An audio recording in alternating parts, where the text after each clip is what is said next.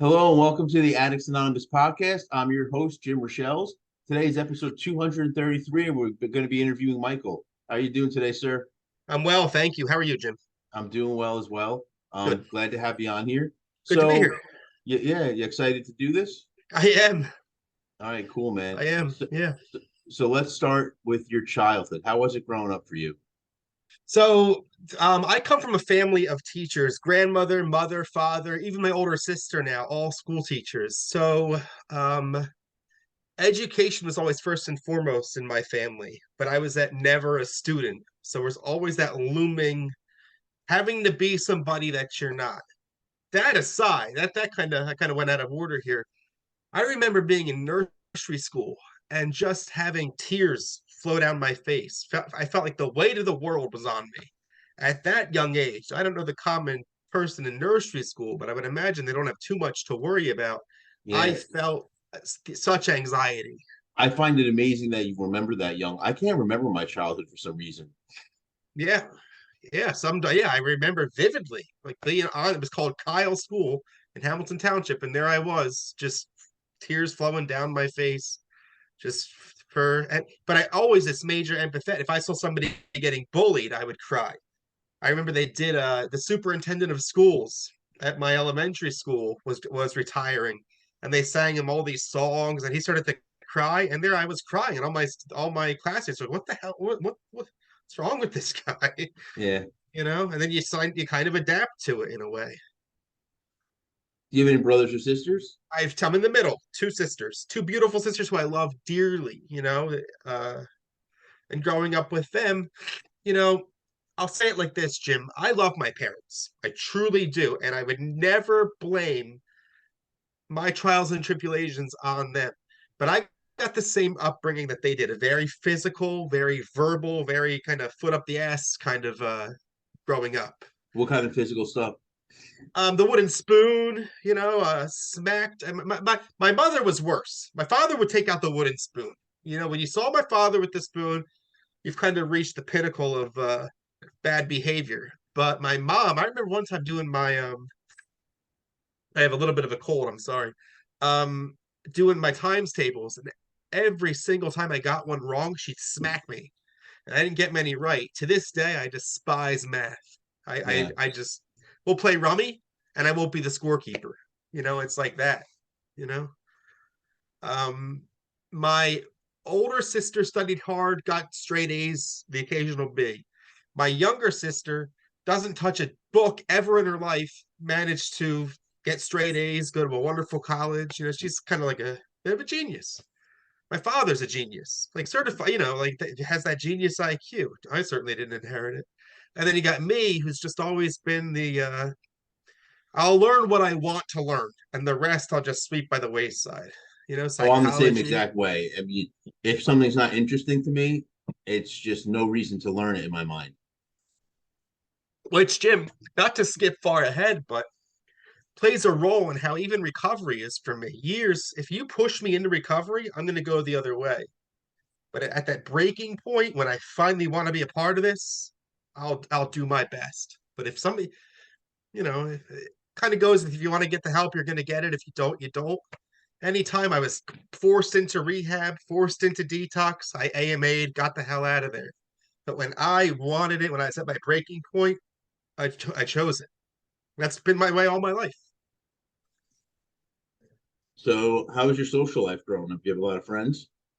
No, I had friends, but not. I had a growing up from kindergarten, nursery school till third grade. We grew up in a smaller home in an area of Hamilton Township where I'm from, and I had the kid across the street. His name was Simon. I had him, and then in third grade, my my grandfather died earlier, but my grandmother went through this deep, deep depression. So we sold that house and moved into a bigger one where she could live with us. So we moved into a newer area or a different area of Hamilton Township into a bigger home. And at that point, my older sister went right into high school. My younger sister went right into kindergarten, but I flipped from third grade into fourth grade at a new school, and I got bullied, bullied mercilessly. Those kids were mean. Yeah, kids could be absolutely mean. Yeah. So Real, go ahead. Go ahead. real quick, stepping back, I should have asked you this before. When you said your parents were physical with you, the wooden spoon, the smacking, you don't think that had an effect on you as an adult? Because you said you don't. It's not about blaming them, but in my mind, I mean, 95% of what we become is based on what we learn in the house. 100%. So I was taught as a kid, my parents, this August, 50 years they'll have been married. Oh my They love goodness! each other. Wow. So there's love there. There's love, Yes. there's connection, but it was volatile growing up. Both went through bouts of alcoholism. Um, Oh, so I the was, addiction runs in the family as well. oh, absolutely. Yeah. It trickles down. My father's from Northern Ireland, and my mother is quite a mix there. But not that that plays any role, but it kind of does. It kind of does with drinking and mental health. And my grandmother, my mother, older sister, me, all suffer from depression. But anyway, my parents could only express anger. And it was my father was the passive one. My mother was the vocal screaming one.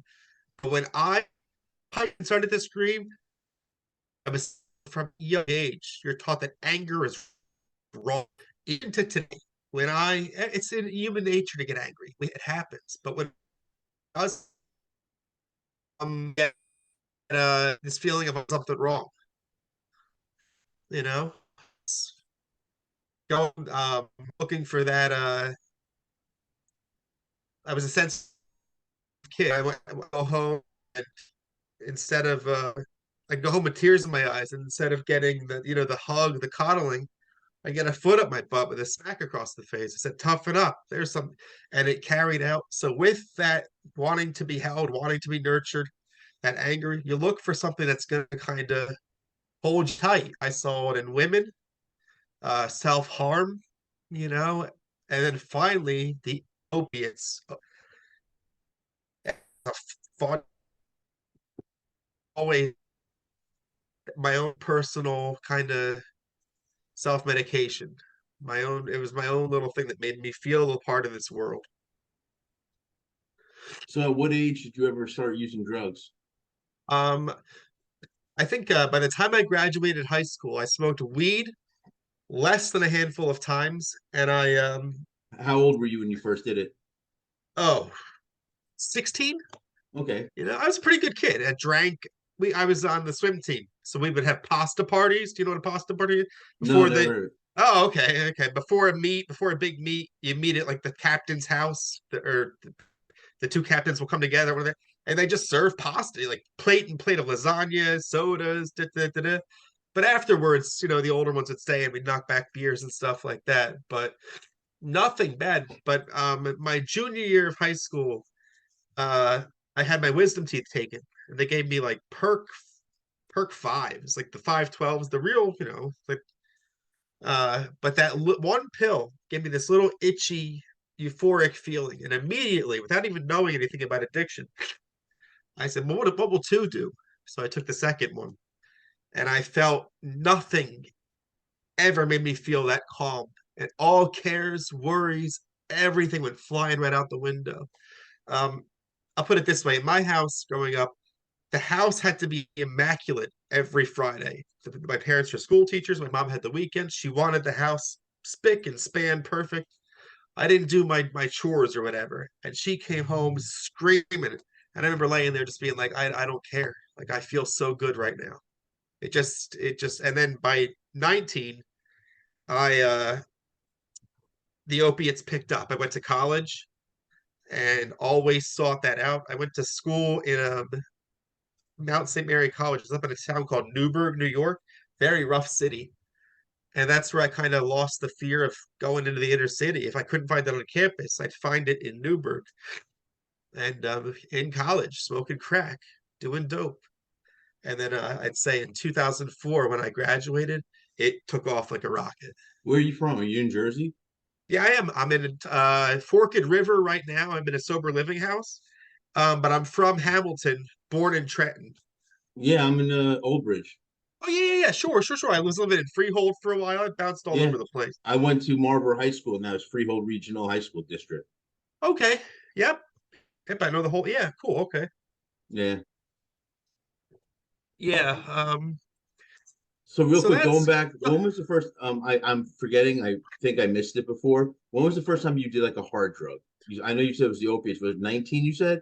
yeah. 19. I did my first bag of dope, not knowing what it truly was. It was called I'd go into Trenton to buy weed, and they would call it diesel. And there was this. Yeah, see, I was just thinking that Yeah.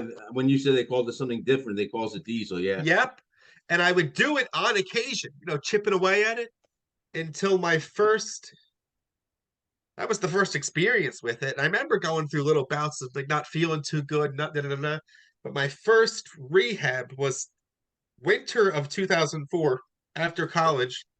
And in Maryville, I found out Diesel's heroin. All those years. I did it few and far between.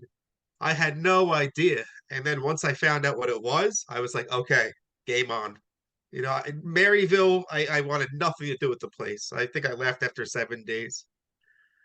Then I overdosed about a week later. How did you do in college? Terrible. I got a bachelor's degree. I got the degree. I In have what? a bachelor in media. I minored in psychology. Oh, pretty Um, cool. yeah, thank you. Yeah. But never used it. And then college was just a party. I think I fought academic dismissal twice. Um, I shouldn't have gone to college. I always liked when my parents would send me out to cut the lawn. Um, go rake the garden, go cut the lawn. I loved it. I loved being outside, kind of having an eye for this and that.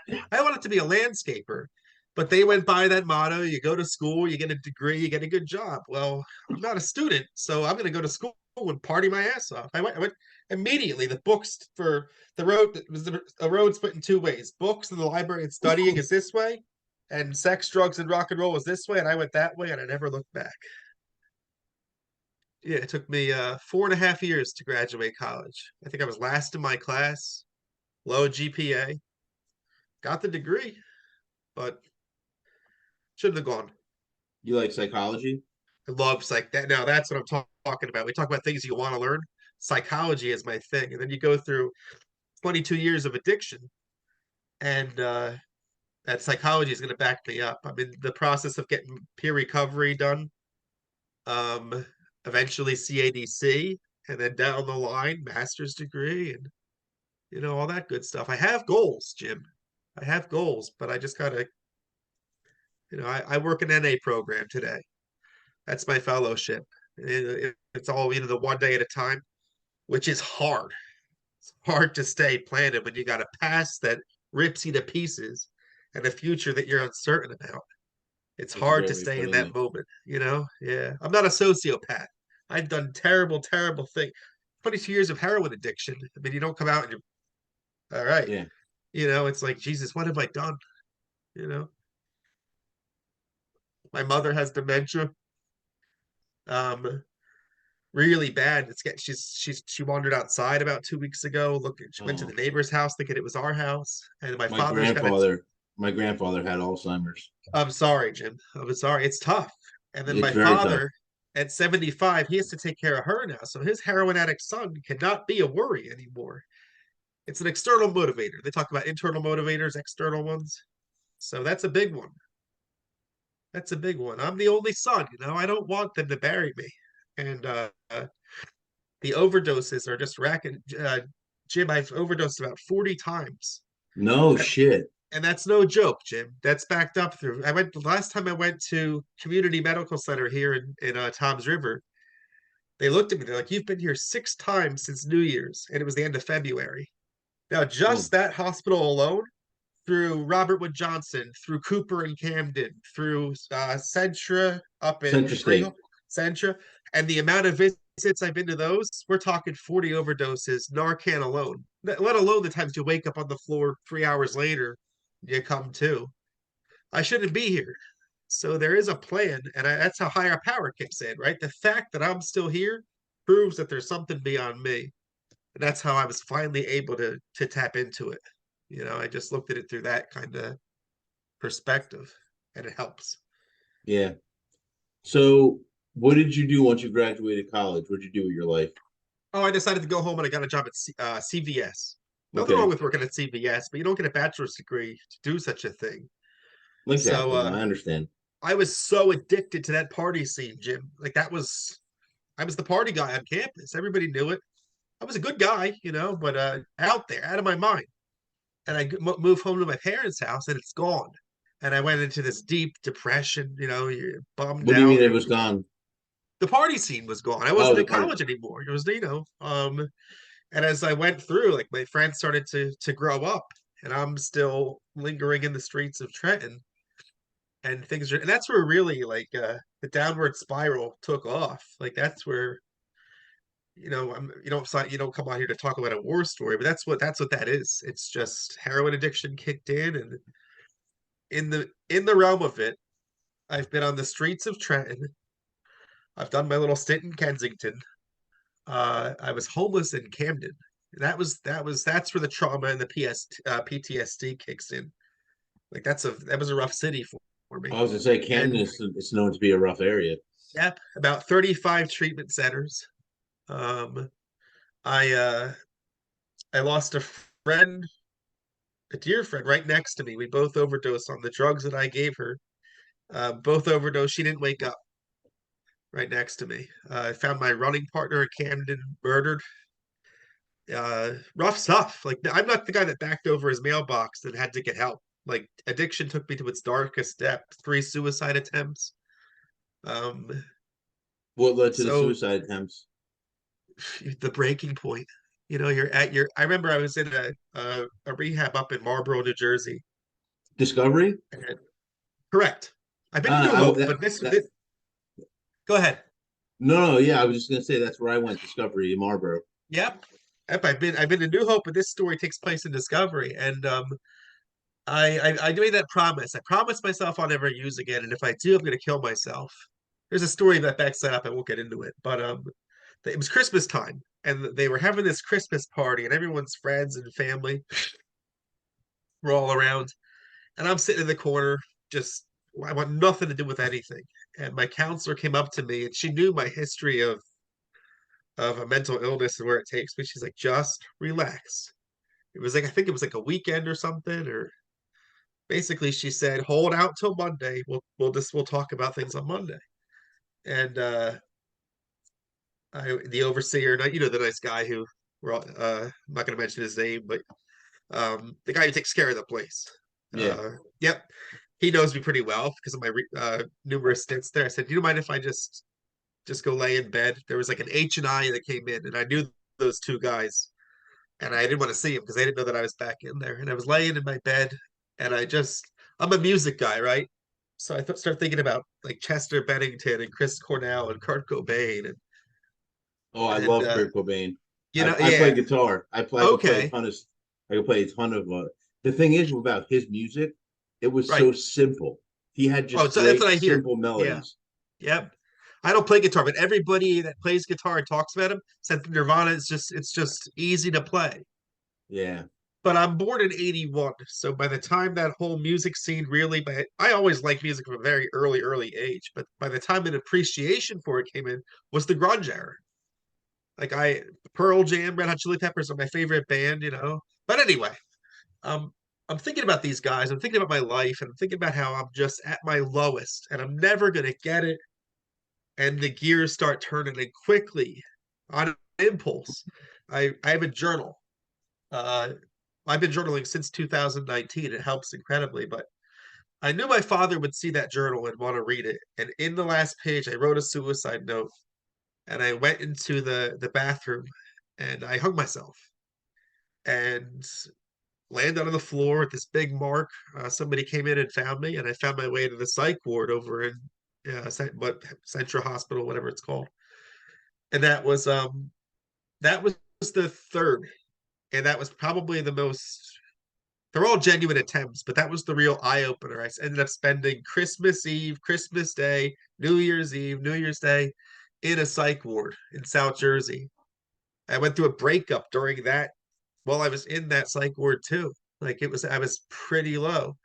And then I came out and even though I've racked up numerous overdoses since, like I don't know, Jim. I want to say once you've come so close to death, you really start to appreciate life. That's not enough to keep me clean, granted the overdoses, but it's enough to, while I am in that realm of trying to get better, I see things. I don't know how to explain it. It's a personal thing. I don't, I could try to break it down, but it's not, I realize I'm not really making too much sense with it. But I don't know. I guess the blinders have been taken off. And this last time, I overdosed behind the wheel of a vehicle.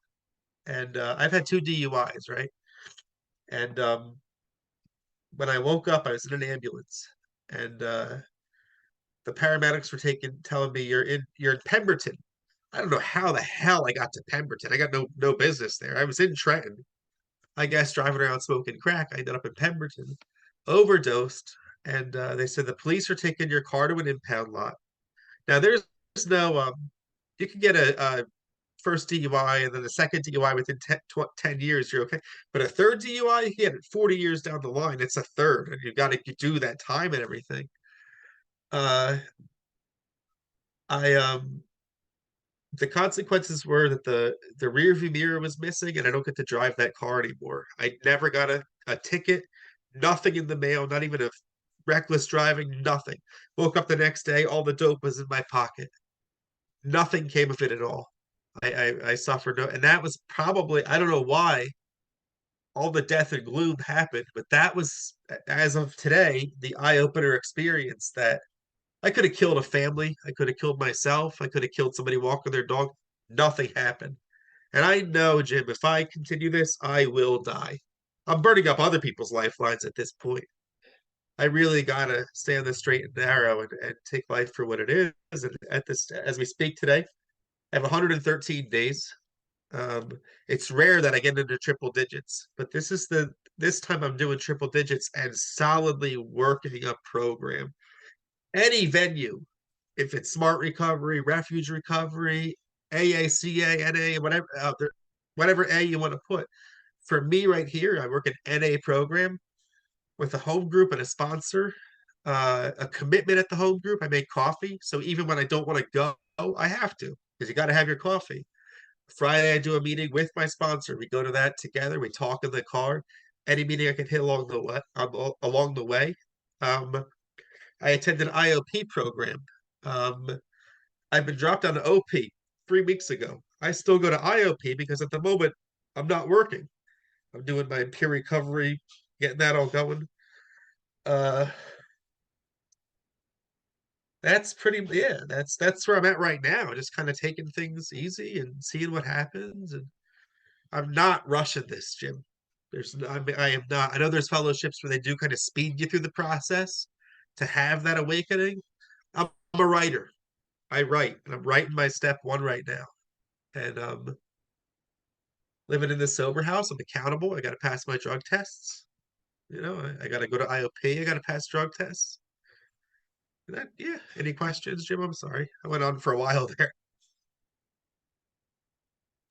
No, you're doing great. So, what do you think made it stick this time? Because it sounds like you said, it sounds like you're doing better than you ever have.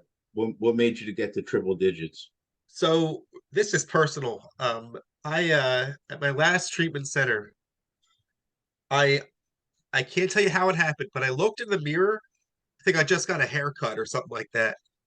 And I looked in the mirror and I liked what I saw. I hated myself for the longest time. And I looked in the mirror and I was like, man, you're not a bad because all the people were telling me you're good, you're this, you're that. And it finally I started to hear it. And I looked in the mirror and I was like, this, what you're seeing right now, you're never going to see again if you choose to use.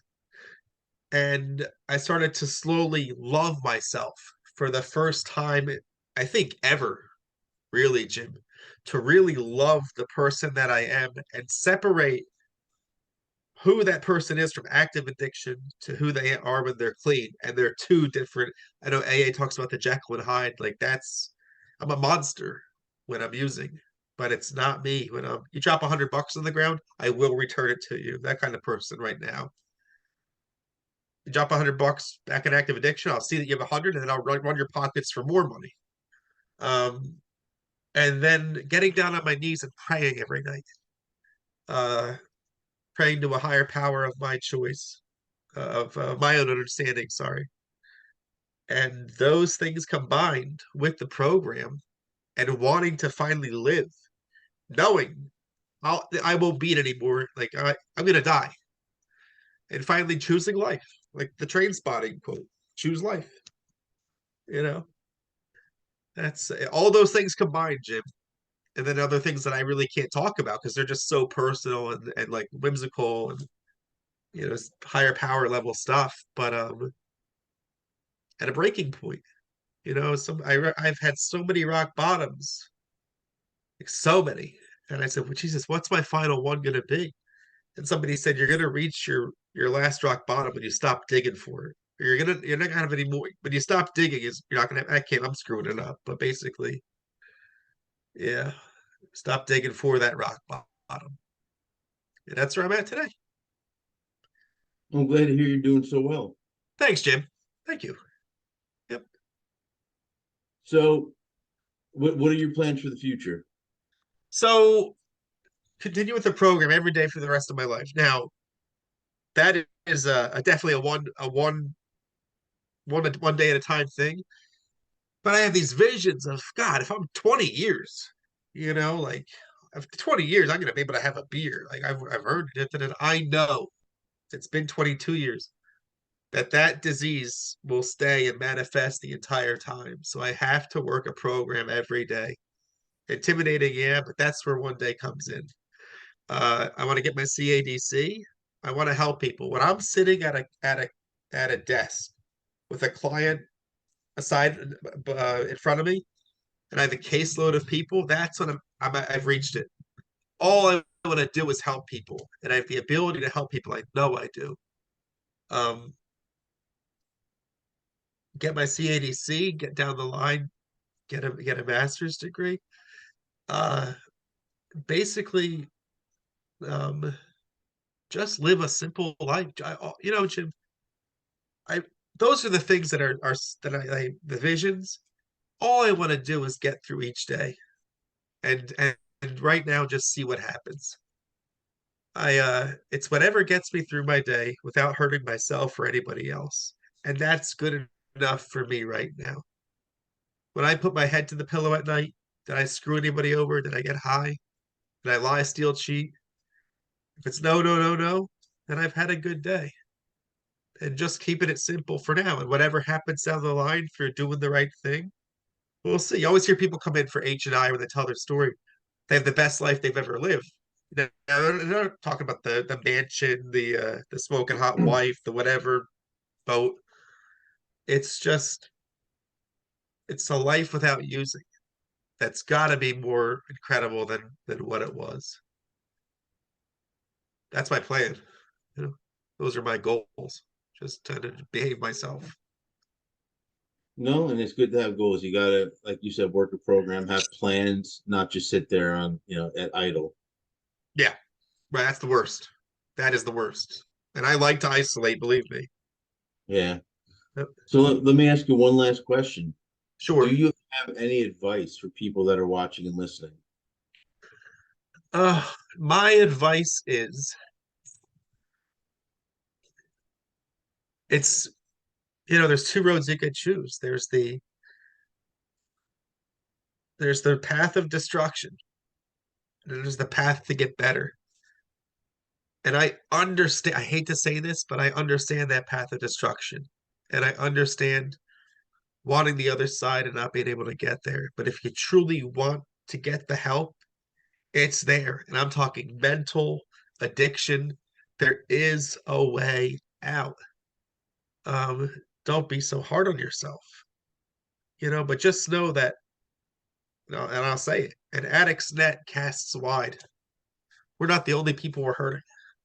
You got to take into account your family, your friends, all the people that are watching you in destruction. And if you want the help, it's there. And if you're you've reached the other side and you're living if you're early in recovery, take it slow. Take it as slow as you possibly can. I wish you a slow and steady recovery. Um, that's my advice. And somebody might tell you something else, but if when you bounce back from such a dark, dark place, it's such a beautiful thing. Why speed up a beautiful thing? Bask in it, enjoy it. You've earned it. You got there. That's it. I can start rambling on and on because I like to hear myself talk, but I'll stop there because I haven't gotten a degree yet. So No, you did great today. I really want to say thank you for doing the podcast today. It means a lot. absolutely, Jim. Thank you for having me on. I really appreciate it. Always good to spread the message. Absolutely. Did you have anything else you want to throw in? Nope, that's a wrap. I'm good. I just God bless everybody. Um, and I appreciate that. Yeah, All right, my friend, do me a favor and hang tight for a second. sure. And for everybody that's watching and listening, I hope you enjoyed what you saw and heard. Go below and give us a like if you did. Also, subscribe to our channel so you can see when we upload new videos. You can also check us out on all social media. We're on Twitter, Facebook, Reddit, TikTok, Instagram, pretty much you name it, we're on it. Also, check out our website, which is www.addicts-anonymous.com. There you will find plenty of free resources as well as free literature. So once again, I hope you did enjoy today. And until next time.